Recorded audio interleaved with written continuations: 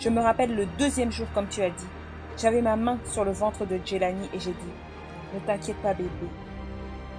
Maman ne sera plus jamais aussi fauchée ou brisée. Le monde te regarde et suit ton exemple sur la manière de te traiter. Ils suivent ton exemple sur la manière de te traiter. Ils copient la manière dont tu te traites et ils te traitent pareil. Ils te traiteront de la manière dont tu te traites. Tu es au bord à regarder les autres vivre en te demandant comment ce sera quand toi aussi tu vas sauter sans jamais le faire. Et je suis là pour te dire de sauter.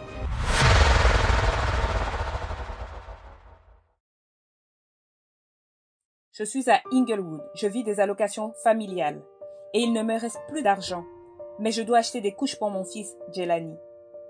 Et j'ai 11$ et 42 cents en banque. Et je me rappelle envelopper mon fils dans une serviette pendant 2 jours. Tu sais, quelqu'un m'a demandé, parce que quand je raconte cette histoire, j'ai tout le temps les larmes aux yeux. Est-ce que tu fais semblant de pleurer? Parce que tu as tellement raconté cette histoire. Non, je suis une mère. À chaque fois que je raconte cette histoire, je la ressens encore. Je me rappelle le deuxième jour, comme tu as dit. J'avais ma main sur le ventre de Jelani et j'ai dit « Ne t'inquiète pas, bébé. Maman ne sera plus jamais aussi fauchée ou brisée. » Et ce qui a changé pour moi ce jour-là,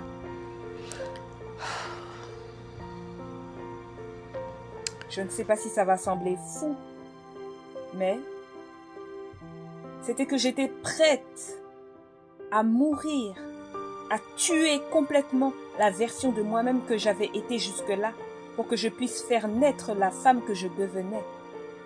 La raison pour laquelle beaucoup de personnes ne deviennent pas ce qu'ils veulent, c'est parce qu'ils sont trop attachés à qui ils ont été. Et tu l'entends tout le temps quand les gens disent « J'ai toujours été comme ça ». Ok, si ça marche bien pour toi, continue de faire ça. Je savais que ça ne marchait plus pour moi. J'étais à mon plus bas. Donc j'étais prête à tout laisser et laisser tomber tout le monde. Tu vois, une autre raison pour laquelle les gens n'y arrivent pas, c'est parce que la porte est assez grande pour que toi tu passes. Tu essaies de faire passer tout le monde à travers. Tu essaies de sauver tout le monde.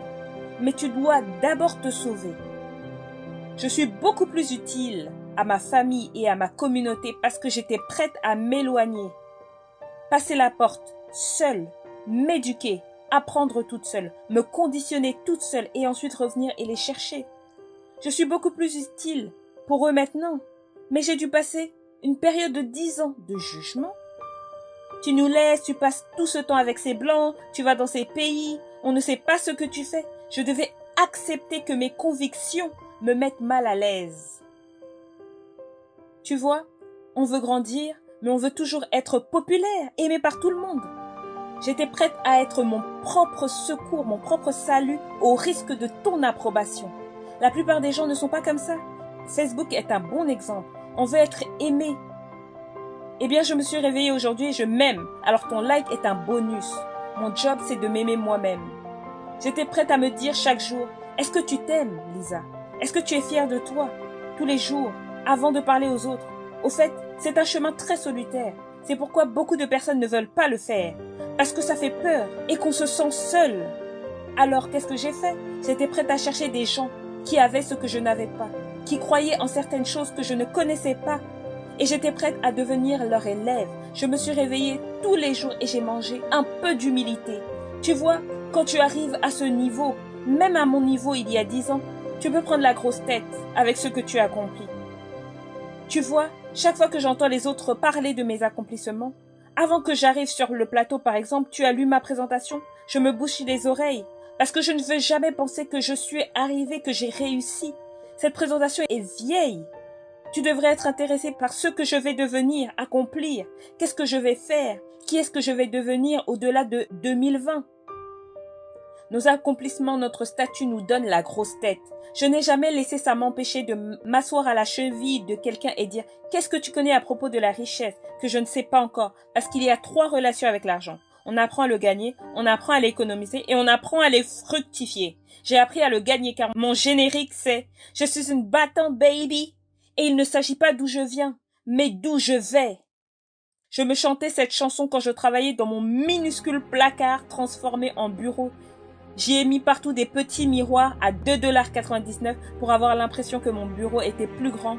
J'ai travaillé dans ce placard pendant 4 ans Il ne s'agit pas d'où tu viens, mais d'où tu vas. Il ne s'agit pas d'où je viens, mais d'où je vais. Il ne s'agit pas d'où je viens, mais d'où je suis sur le point d'aller. Je savais comment faire de l'argent. Je ne savais pas comment le garder, parce que personne n'en avait dans ma famille. Donc le garder était un problème. En obtenir n'a jamais été un problème. Donc je suis allée vers ceux qui savaient comment le gagner, l'économiser et le fructifier. Je suis allée vers ceux qui servaient les autres au plus haut niveau. Je gagne beaucoup d'argent car je sers beaucoup de gens. Tout ton succès est de l'autre côté de ton service. Les gens essayent de gagner de l'argent. Si ça commence et finit par le profit, ce sera une très courte victoire. Mais s'il s'agit de transformer des vies, alors la victoire est incessante. Alors je suis allée vers ceux qui savaient ce que je ne savais pas. Et j'ai tué mon ego tous les jours parce que j'avais un gros ego, Tom. Tous les jours. J'ai eu la niaque, j'ai appris. Je suis allée à la même formation 42 fois. Oui, j'ai dit 42 fois. D'autres auraient arrêté plus tôt en se disant « Oui, je connais déjà tout ça ». Je voulais être capable de terminer leurs phrases. Je veux savoir ce que tu sais. Je veux marcher comme toi, parler comme toi et après je veux l'adapter à ma personne. Mais le succès laisse des indices. C'est juste qu'on ne les ramasse pas. J'étais la seule personne noire de cette conférence. On était 2 femmes à cette conférence. Au cours des 29 dernières sessions, j'ai dirigé la conférence. Mais j'étais prête à apprendre d'abord. Alors c'est la première des choses que j'ai faites.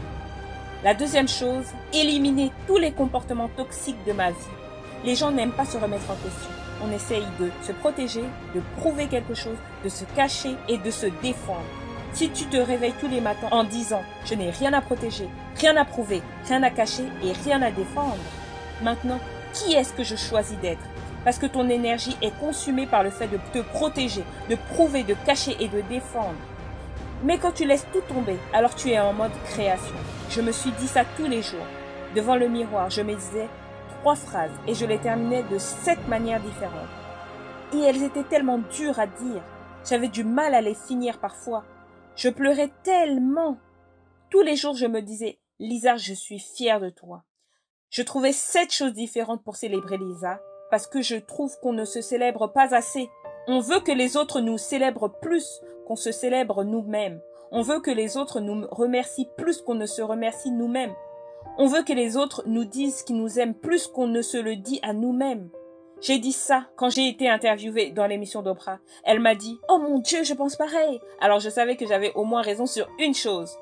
Le monde te regarde et suit ton exemple sur la manière de te traiter. Ils suivent ton exemple sur la manière de te traiter. Ils copient la manière dont tu te traites et ils te traitent pareil. Ils te traiteront de la manière dont tu te traites. Donc je devais commencer à mieux traiter Lisa, car j'étais tout pour tout le monde mais rien pour moi-même. Donc tous les jours devant mon miroir, je complétais ces 3 phrases. Lisa, je suis fière de toi. Pour. Deuxièmement, Lisa, je te pardonne pour. Cette phrase me brisait chaque jour, car j'avais eu un fils avec un homme qui était maintenant en prison, mon plus gros cauchemar. J'étais dans une relation qui était devenue mentalement puis physiquement violente. Quand mon fils a eu 3 ans, j'avais gagné de l'argent, puis je l'ai perdu. Je dépendais des allocations de l'État. Je devais me pardonner beaucoup de choses, mais j'étais prête à me pardonner tous les jours. Et tous les jours, je me répétais les mêmes choses pendant 6 mois, jusqu'à ce que ça devienne plus facile. Lisa, je te pardonne pour.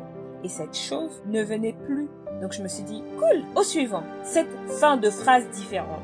Et la dernière phrase que je me suis dite est, Lisa, je prends un engagement envers toi. On prend des engagements plus grands envers les autres. Si je m'engage devant vous, vous pouvez être sûr que je vais l'honorer. Mais je n'honorais pas les engagements envers moi-même. Je mangeais l'équivalent de mon poids. Donc j'ai commencé à célébrer Lisa tous les jours, à pardonner Lisa tous les jours et à m'engager envers Lisa. Et ensuite, j'étais prête à investir sur moi-même. Je travaillais à l'école LA Unified School District. Je savais que je ne pouvais pas y rester longtemps, car il fallait un diplôme pour y travailler. Et je n'en avais pas. Il n'était pas content. Et je voulais être contente. Donc je laissais mon fils à la crèche en journée. Je travaillais pendant 9 heures. J'allais le chercher en le ramenant à mon bureau. Je prenais une pause de 30 minutes de 18h à 18h30 pour aller le chercher. Je commençais à travailler de 18h30 à minuit tous les jours sur moi, tous les jours. Je mettais mon fils sur le tapis de jeu pour l'occuper en lui donnant des jouets qui n'avaient plus leur pile pour qu'il soit un peu troublé pendant un moment, pendant que je travaillais. Je suis sérieuse. Je le faisais tous les jours, tous les jours. J'ai arrêté de sortir, d'aller faire la fête, d'aller chez le coiffeur, d'aller chez la manicure toutes les 2 semaines. Quand l'école me payait, je faisais un chèque en écrivant dans le mémo « Je finance mon rêve ». J'envoyais le chèque à la banque par courrier. Je me suis envoyé un chèque toutes les 2 semaines pendant 3 ans et demi. Ma famille pensait que je prenais de la drogue. Elle ne sort pas, elle mange tout le temps la même chose. On pense qu'elle se drogue, mais elle ne maigrit pas, alors peut-être que non. Et je suis allée à la banque après 3 ans et demi et je me suis dit je vais juste vérifier où en est ce compte parce que je n'ose pas ouvrir les relevés. Car ma mère me disait toujours en grandissant, ma fille, l'argent brûle mes poches. Et je me disais, je pense que l'argent est chaud et brûle les poches et disparaît vite. Donc je ne vais pas ouvrir les relevés. Je ne voulais pas savoir combien j'avais. J'avais peur. J'avais une mauvaise relation avec l'argent. En fait, je n'avais même pas de relation avec l'argent. À ces conférences, il n'arrêtait pas de dire économiser, économiser, économiser. J'ai dit d'accord, je vais économiser. J'avais pas besoin de cet argent que j'économisais, car c'est l'argent que j'utilisais pour aller chez le coiffeur et la manicure. Et je me suis fixé un challenge. Chaque chèque devait être 5% supérieur au chèque précédent. Et je ne savais pas vraiment comment les calculer. Je me disais juste, je vais rajouter $30, $60, etc. Donc j'ai pris un second travail pour écrire de plus gros chèques. On peut y arriver, j'ai vendu ma voiture et j'en ai acheté une plus vieille, j'ai réduit mes dépenses, j'ai déménagé de ma maison de 3 chambres pour faire de la colocation, ma coloc fumait même. Mais je me suis dit, ok, c'est pas grave, je vais mettre des serviettes sous la porte pour que la fumée n'entre pas dans notre chambre. Avec mon fils, on dormait dans le même lit. Tu dois accepter d'être inconfortable. Je suis passée d'un 4 pièces à une colocation. Histoire vraie. Parce que j'étais prête à écrire un chèque pour financer mon rêve. Je n'arrêtais pas d'écrire « financer mon rêve, financer mon rêve ». Et je suis allée à la banque après 3 ans et demi et je lui ai donné mon nom. J'ai dit « Bonjour, je m'appelle Lisa Nichols » et elle a dit « Oh, vous êtes la femme qui écrit « Je finance mon rêve ». Et j'ai répondu « Oui ». Elle a appelé tous ses collègues, le manager est même venu. Parce que je pense que tout le monde a dû s'occuper d'au moins un de mes chèques. Ils m'ont dit on n'arrête pas de se demander quel est ce rêve que vous financez. J'ai dit je ne sais pas, mais ça va me coûter un peu d'argent et j'ai un peu d'argent maintenant pour financer mon rêve. Et j'ai dit je suis juste venue voir mon solde parce que je ne sais pas combien j'ai sur mon compte. Je n'ouvrais pas mes relevés car l'argent brûlait les poches de ma mère, hein. Donc j'avais peur de le dépenser. Donc elle a écrit le montant sur un papier qu'elle m'a présenté. Vous savez comme ils font. J'ai lu le montant et j'ai dit non, madame, mon nom est Lisa Chanté-Nichols. Voici mon numéro de sécurité sociale. Je ne veux même pas de cet argent parce que vous allez me demander de le rembourser et je ne veux pas de problème. Donc, est-ce que vous pouvez juste me donner mon solde?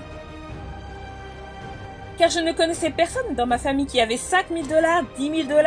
Donc, quand tu me dis que j'ai 62 500 $ sur mon compte, ce n'est pas à moi. Et ils étaient tous en larmes. Tout le monde a commencé à pleurer en me disant « Non, c'est bien à toi ». J'ai regardé mon fils Jelani qui avait 5 ans maintenant et j'ai dit « Jelani, je pense que la vie va changer pour toi et maman maintenant ». Mon fils a dit « Maman, est-ce qu'on va pouvoir enfin aller au McDonald's maintenant ?» Parce que je lui faisais des Big Mac maison depuis un moment déjà maintenant. Maman peut te faire des meilleurs Big Mac que McDonald's. Parce que j'étais prête à bousculer toute ma vie. J'étais prête à perturber toute ma vie. J'étais prête à perturber ma vie entière pour acheter mon futur, acheter les possibilités, donner une chance à mon rêve. On n'est pas censé laisser nos rêves sur notre oreiller quand on se lève le matin. On n'est pas censé les laisser à la maison et aller réaliser le rêve de quelqu'un d'autre. On n'est pas censé faire ça. Ce n'est pas pour ça qu'on a été créé. Ce n'est pas ce qu'on est. Ton esprit n'est pas affecté par l'économie. Ton esprit ne se soucie pas du fait que le père de mon fils soit allé en prison. L'esprit humain ne se soucie pas de ce qui s'est passé dans ta famille. L'esprit humain ne se soucie pas du passé. Tu as peut-être été molesté ou ta famille était peut-être très pauvre ou tu as été trahi ou tu as divorcé. Ton esprit humain s'en fiche de ça. Il se dit simplement, quelle est notre mission pour demain? Qu'est-ce que tu veux créer? Il ne tient pas les comptes. Ton cerveau tient les comptes, car ton cerveau a été créé pour te protéger. Ton âme, ton intuition, ton rêve est créé pour t'élever. Et quand tu arrives au bord de cette scène, je veux me lever. Je veux me lever. Je peux me lever? Tu peux faire ce que tu veux, Lisa. Tu crois que je vais dire non à Lisa Nichols? Quand tu arrives au bord, ton cerveau va toujours te dire de reculer. Parce que tu peux tomber. À chaque fois. Car la dernière fois, tu as fait ça. Tu as échoué. Tu as vu quelqu'un d'autre échouer. Tu peux te faire mal. Tu vas être au chômage. Ton cerveau a été créé pour te protéger. Tu dois être capable de jongler entre ton cerveau et ton esprit. Et certains jours, tu dois simplement écouter ton âme. Tu dois te dire, je vais sauter. La plupart des gens restent au bord. Ils regardent les autres voler. C'est les reportages sur les gens riches. Regardez la vie des gens sur les réseaux sociaux. Tu es au bord à regarder les autres vivre en te demandant comment ce sera quand toi aussi tu vas sauter sans jamais le faire. Et je suis là pour te dire de sauter, car seules deux choses peuvent se produire. Soit tu vas sauter et t'envoler, soit tu vas sauter et tomber sur quelque chose de doux, soit tu vas tomber et te faire mal. Quoi qu'il arrive, tu vas te relever. Tu sais déjà que tu as ce qu'il faut pour te relever. Ta plus grande peur n'est pas de tomber. Ta plus grande peur est que tu vas vivre toute ta vie sans voler. Que tu n'aies pas sauté. Tu n'as pas peur de mourir. Tu as peur de mourir avant que tout le monde voit réellement qui tu es. Avant qu'il n'ait accès à ton empreinte digitale, ton essence. Avant qu'il ne ressente ton souffle. Avant qu'il n'expérimente ta contribution. Avant qu'il ne te ressente. C'est ce que tu ne souhaites pas qu'il se produise. Tu ne veux pas quitter ce monde sans que nous ne sachions que tu étais là. Tout ce que je fais, c'est de donner une chance à mon rêve. Je ne suis pas extraordinaire. Donc vous ne pouvez pas vous en tirer aussi facilement. Je suis une femme ordinaire qui choisit tous les jours de prendre une décision extraordinaire.